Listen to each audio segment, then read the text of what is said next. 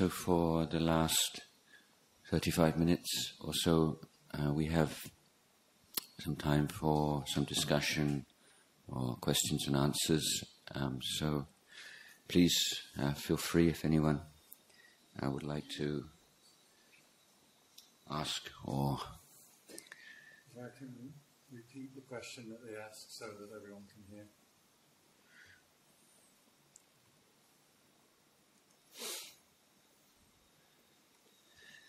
So don't be shy, you can be the first one.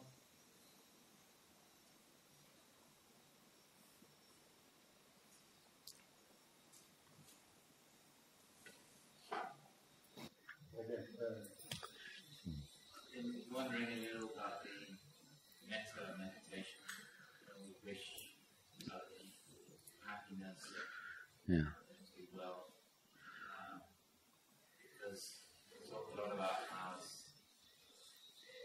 practice is necessary to look into our suffering and not to reject it, to move towards it. So I wonder sometimes why we're wishing everybody else skips past that step. So he's asking about the metta meditation. I'm going to shorten it for that much. Oh, that's it. Okay.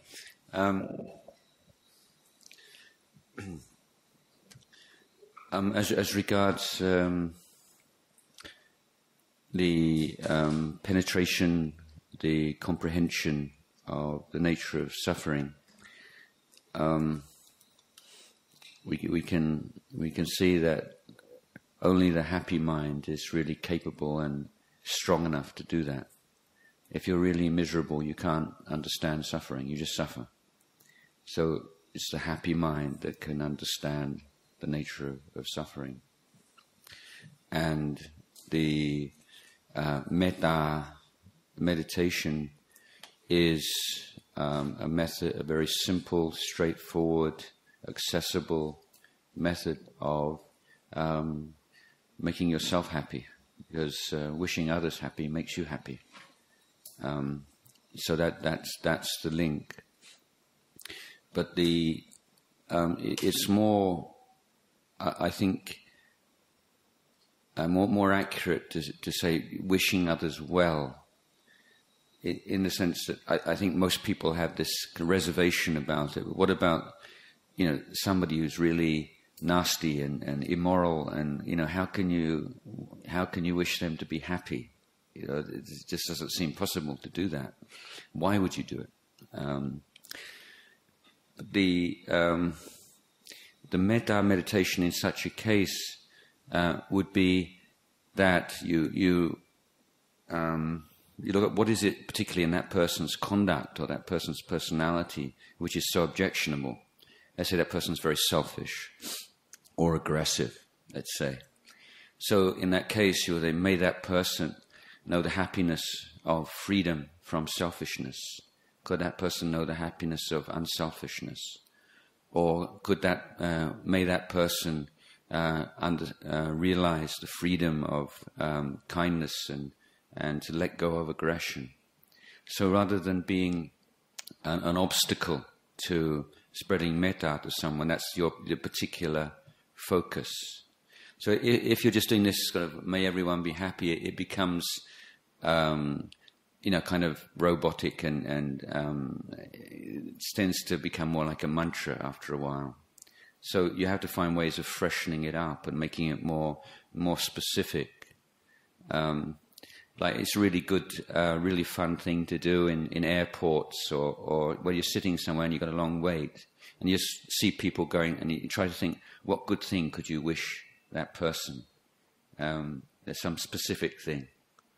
So if someone's walking with a limp or they're overweight, or then you wish them can they be free of pain in their legs, or can they be free of the discomfort of being overweight, and so it's a really fun and uplifting thing to do in those kind of times where you're just sitting around and nothing to do, and sitting on a bus, on a train, in an airport, in a bus station.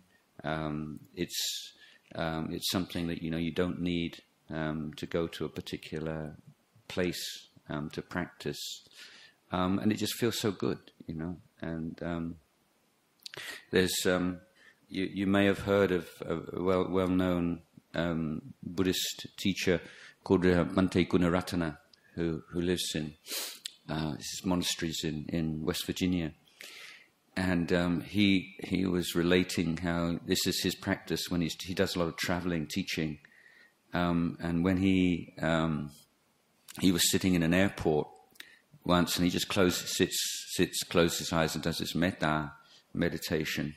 And then he felt something kind of, and he opened his eyes, and this little girl had climbed on his lap and was hugging him, and he was like a bit, and then the mother came along and she's telling the daughter, time to go, we got to get on the plane, and she wouldn't let go of him, and so it's it's a beautiful thing to do. It makes you happy, and it does affect the atmosphere around you.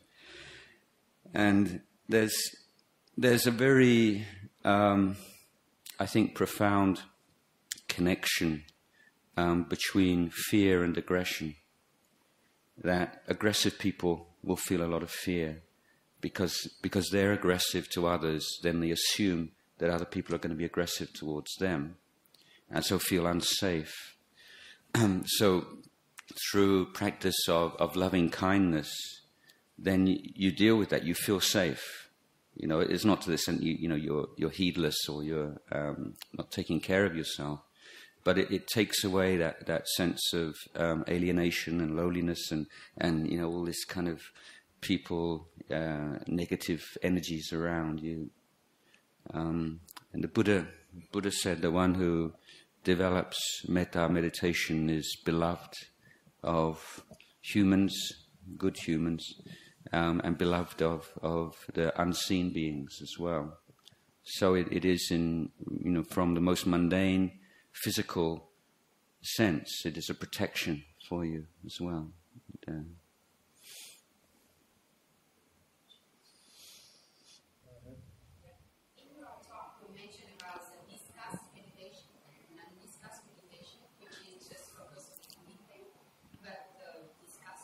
Discursive. Yeah, sorry, that's a kind of a technical term. Sorry, I just would like to know, because when we meditate, we focus on what we think. Yeah. But I don't know how to, point out with your wisdom and with your loving and kind, and you focus on other things during the meditation. Normally, I thought yeah.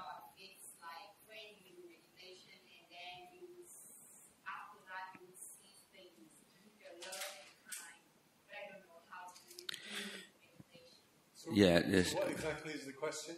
Like the difference between the discursive and non-discursive meditation. So other people can hear, she's asking what is the difference between meditation with the discursive mind, which means thinking, and the non-discursive mind, which is when there is no thinking. examples of how to Yeah. meditate. Yeah, so I'm sorry if I wasn't clear enough with that. The point I was trying to make is that the meditation on the breath, particularly at the point of the nose, is quite a subtle meditation object. And I think that many people become very frustrated with it or discouraged with meditation because they try to meditate on that point straight away. And often you need to have some preparation. So it's like you have to massage, or warm up in some way before the mindfulness is strong enough to be able to benefit from that kind of meditation. So one technique that I taught just now in the meditation is just this more kind of relaxed, going through the body. So you're gradually sort of becoming accustomed to being with the breath in a more relaxed way, and then you gradually focus down to one spot. But the other way is to begin the meditation with like a thinking meditation. So you can go through the 32 parts of the body, or you could do some reflection on death or some particular teaching. So it means that sometimes you feel, there's just, if you try to stop your mind and just go with your breath, it won't do it. It's just too much. It's just going against the flow too much. So you say, okay, you want to think, but you have to think in the way I tell you to think, just about this particular topic. So it's rather than meditation on a sensation or a theme or a point, it's a meditation on a theme, on a topic of Dhamma. And then what happens is that after a while, your mind just it's had enough, it gets bored. It's like, I want to just be quiet now. So you put it down, the thinking down, in a very voluntary, relaxed way, because you want to. Not because you think, now it's time to meditate, I've got to stop. There's one part of you still wants to think, and then one part wants to meditate, and you have this kind of conflict.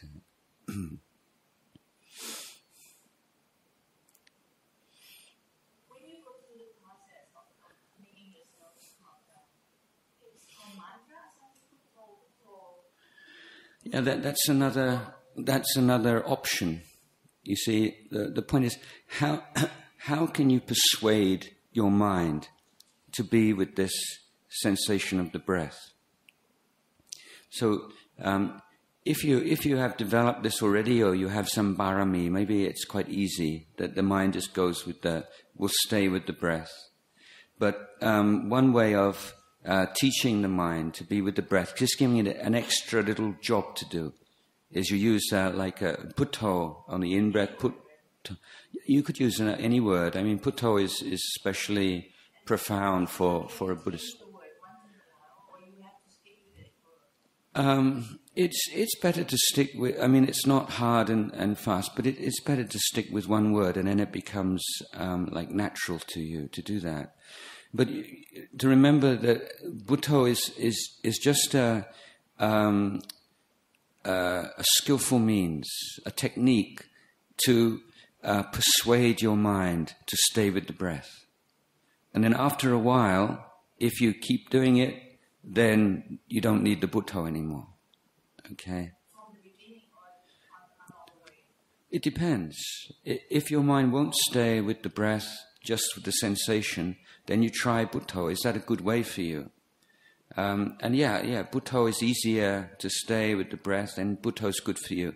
But what will happen is, if after a while, then if the mindfulness is strong enough, then the Bhutto feels like too coarse, and the mind just puts it down and just goes to the sensation.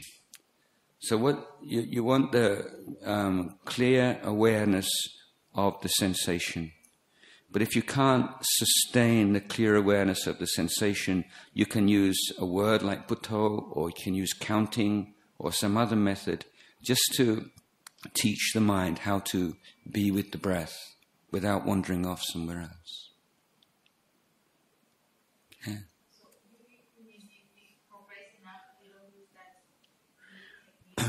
Well, it's quite a course. There's this, and the mind. You see, the practice of meditation, your mind is becoming more subtle. So the more coarse things just get left behind. So after a while, your mind doesn't need the Bhutto anymore. Yeah.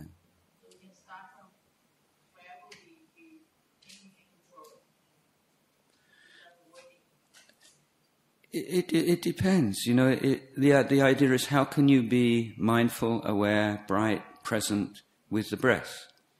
If you are developed enough that you can be with the sensation, then that's great, that's best. But if that's still a little difficult, then you can use some other technique to help, like counting the breaths or using a mantra like Bhutto. So this is the preliminary practice. But then after a certain time, mindfulness becomes very strong. It doesn't need the word anymore.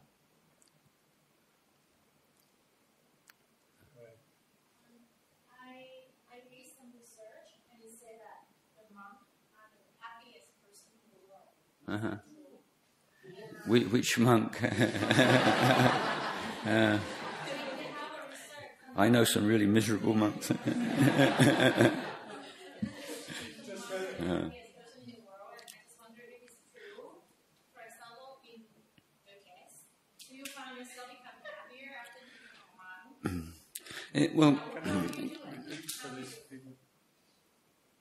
Yeah, asking are monks the happiest people in the world?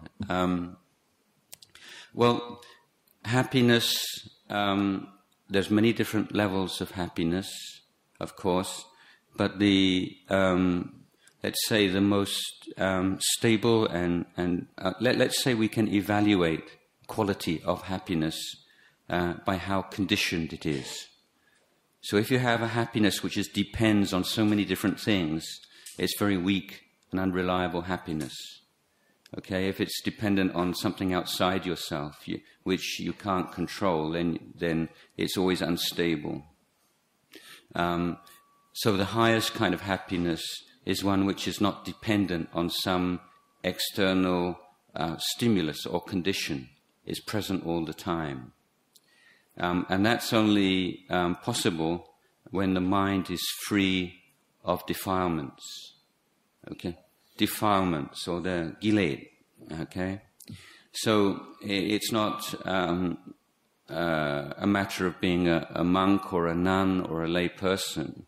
The happiness is a function of how much defilement you have in your heart. So if a very well-practiced lay person who's able to let go of the defilement, then they can be as happy or more happy than a monk who hasn't done that. But the earlier when in the talk, I was talking about this like education or cultivation, all these areas of your life. And these are ways of increasing happiness in your life. If you're not looking after your body, if you're not eating properly, you're not exercising properly, you're not sleeping properly, you're not going to be very happy. If you have a dysfunctional relationship with your telephone or your iPad or your computer, you're not going to be very happy. You're going to be just strung out with too much information. If you don't know how to live harmoniously with your family and the people around you, you're not going to be happy. So Buddhism is really, we're really interested. You know, it's incredible to me that, you know, that surely the one thing that unifies everybody in the world, you know, whatever race, whatever religion or no religion, you know, everybody wants to be happy. But yet, how many educational institutes even ever talk about this? You know, how many degree courses are there in, you know, the way towards happiness or the way to deal with unhappiness?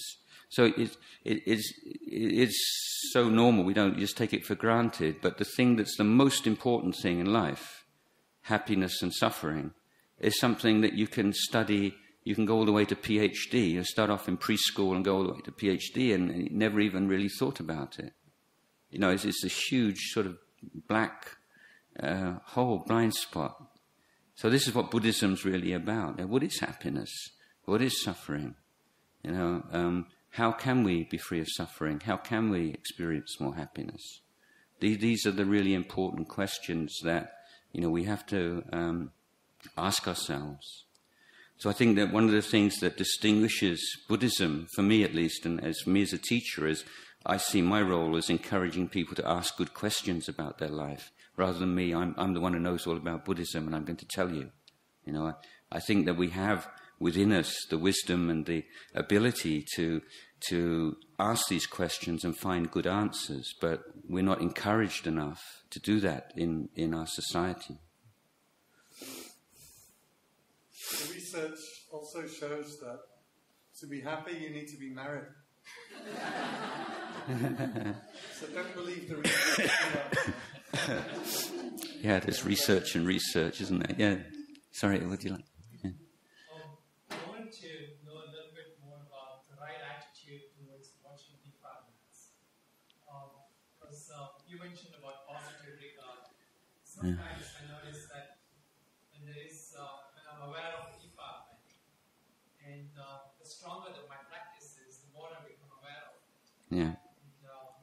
And there's an immediate aversion towards it, immediate intolerance, which itself is another defilement. Yeah, that's what we call vipawa tanha. Can we repeat the question? So go ahead. Okay. He's asking about the defilements, and when you have defilements, he says he gets angry towards them. So that's another defilement. So he's asking how to observe the defilements. So in terms of the structure I gave at the beginning of the talk, main emphasis is on protecting the mind from defilement and then dealing effectively with the defilement. Suffering is something to be comprehended, but the cause of suffering is something to be abandoned. So defilement is something that you're doing. It's not something that's happened to you. You're doing it. There's an element of intention there. And so if the immediate reaction to defilement is, this is bad, I don't want this, I'm trying to be a good person, and so on, and there's this sense of ownership there. You're coming from the point of view, I am somebody with defilement, I don't want defilement. So it's coming from a sense of self, an idea of self. But simply recognizing the presence of defilement and not indulging in it, not following it, then it's unable to develop any further, because you're not adding any more fuel to the fire. But in a situation, let's say where you're angry with somebody, then before you get really angry with somebody, there are all kinds of early warning signs. So certain kind of tension may be in your arms or your legs, that's one part of practice, just to develop this kind of like a database of early warning signals that some defilement's on the way, so that you can deal with it while it's still very weak. But then in the case that, okay, you've lost it and you're angry, then it's a matter of you need like a whole toolbox of techniques and methods, and having that fluency to be able to choose the right tool, because it's not just one way of dealing with it. Sometimes it might be you're so angry. Maybe the best thing to do is just say, "Look, excuse me. I'm just I'm sorry. I'm just feeling really upset right now. I just need to take 5 minutes." Other times you might be, just to develop this. I think with very strong negative emotions, the way to go is mindfulness of the physical sensation at that time, not going into the thought patterns. It's too much. So just be aware of the energy in your body. So and then that's a way of neutralizing it, because you just see it. It's just energy, and then relaxing the energy in the body relaxes the mental proliferation. So that might be a valid and practical means of dealing with it. Or if you're in a meeting and you notice you're starting to get very negative, it might be the metta meditation. So you need to develop a number of different techniques, and developing that kind of facility and skill in dealing with things as they come up. There's not like just one way of doing it. What was the Pali term that you mentioned? Did I? Oh, excuse me. Yes, there's 3 kinds of craving. So there's like sensual craving, and there's the craving to become, to be. So, and then there's the craving to get rid of. So that immediate thing, I don't want this, I don't need this in my life, go away. That's vipawa tanha, and it actually makes it worse. So there's that grasping onto it and identifying with it, and this is the pushing away it. And so that recognition and not allowing the mind to go either way, and just to putting it down is the way to go. Yeah. Actually, following up on that, I was wondering if you could talk a little bit trauma. Yeah. Yes, exactly. I think it's related to that. But I find that, it's very intense for a lot of trauma, even in day-to-day life. So the methods for I guess how to do it. Yeah, this question is about trauma and dealing with trauma, and I think it's a good point, because we constantly need to remind ourselves that meditation is not a panacea. It's not a kind of a Buddhist answer to everything, and that's a good case in point. Many years ago, 20-something years ago, I was in Massachusetts. I went to Lowell, Massachusetts, where there's like 20,000 Cambodian, at that time, probably a lot more now, a number of Cambodian temples there.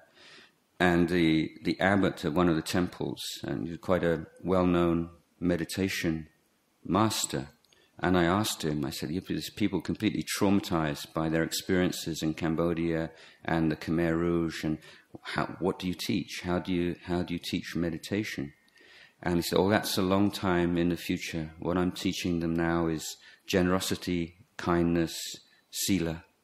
And so this is how you build up that base to the extent where you have enough, sense, I use that sort of technical term, positive regard. It's a sense of well-being and safety that then you can apply those kind of meditation techniques. But I think generally, without doing too much formal meditation, just acts of kindness, doing things for others, just enjoying that sense of helping others to be well or freeing others from suffering. And he'd have people coming into the monastery and cutting the grass and doing odd jobs and just feeling they're doing something really constructive and good, and just sort of getting back to some kind of normality. So I don't think that there's that getting people who've been traumatized to go on meditation retreats is a good idea at all. It's probably a bad idea.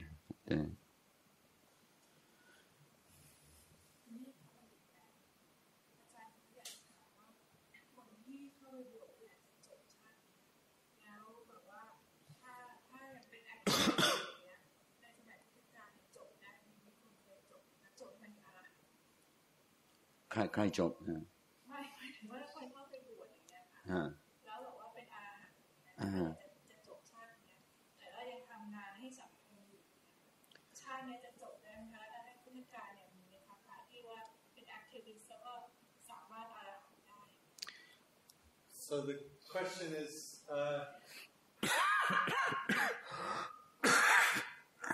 how do you get enlightened in one lifetime? Especially if you have a job. Yeah. This question is about, is there any inherent conflict between social activism and spiritual path liberation?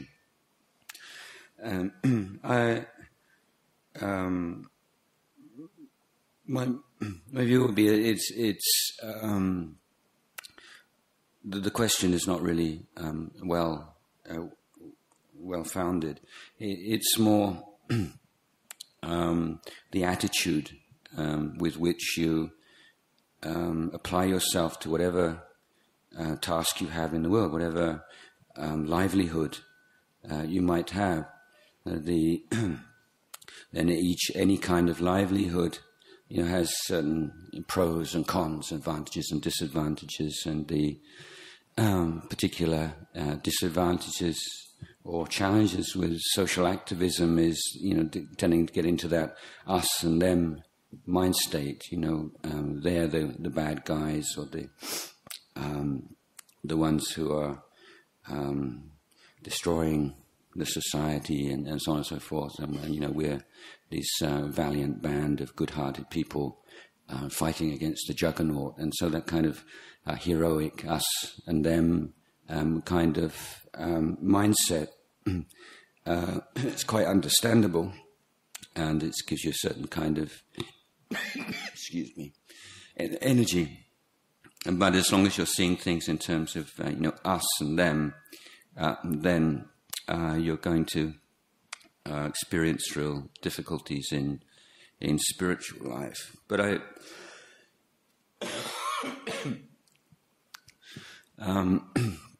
from the time of the Buddha, lay people leading good lives in society, even married, children, have realized the first, second, third level of enlightenment, most commonly the first level of Sotapanna. I think it's extremely difficult to reach the Arahant level as a lay person. But if you reach the Sotapanna level, I mean, that's pretty good already.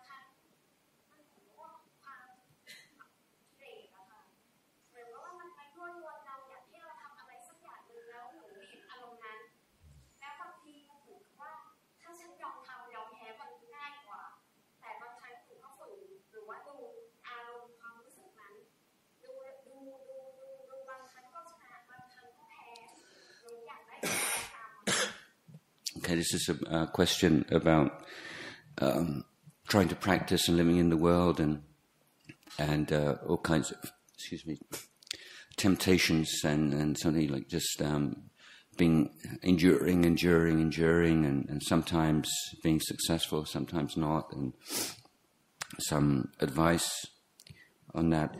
So in any practice, you always have to cover the area of conduct, the area of the heart, and the area of wisdom, sila, samadhi, panya.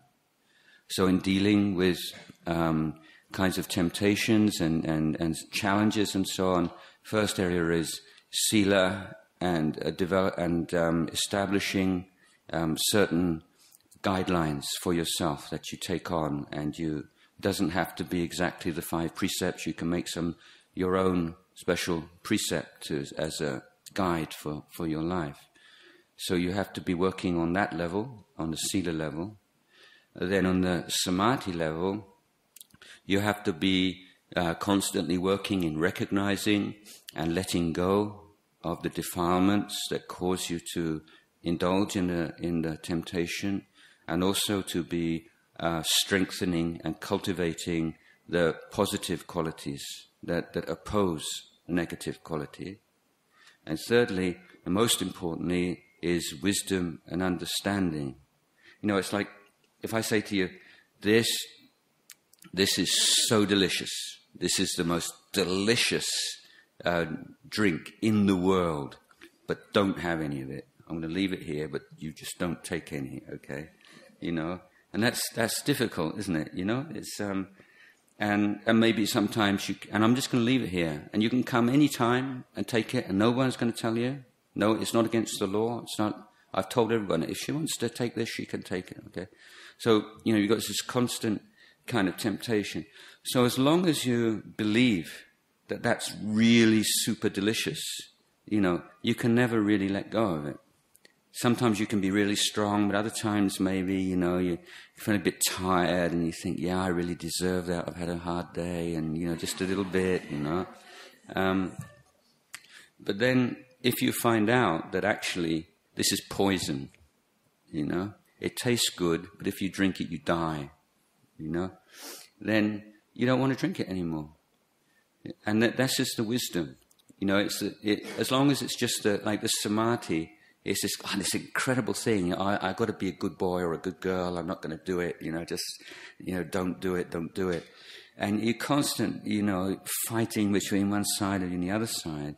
But then when you have the wisdom to say this thing that you think is going to do it for you, is going to make you happy, is going to answer all your problems, it doesn't. It's not what you think it is. Then there's no struggle anymore. The struggle is there because you're imagining, or your understanding is that this is something which is going to take away all your pain and all your suffering, and you're going to live happily ever after, or whatever.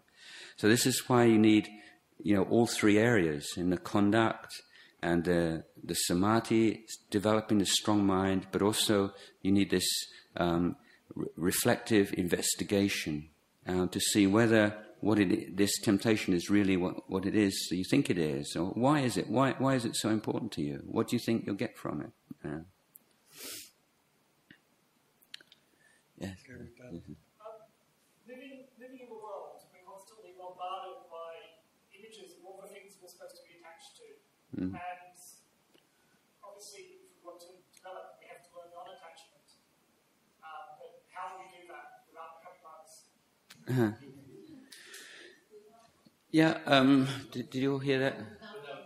Without being monks, yeah? Well, firstly, I think it's good just to,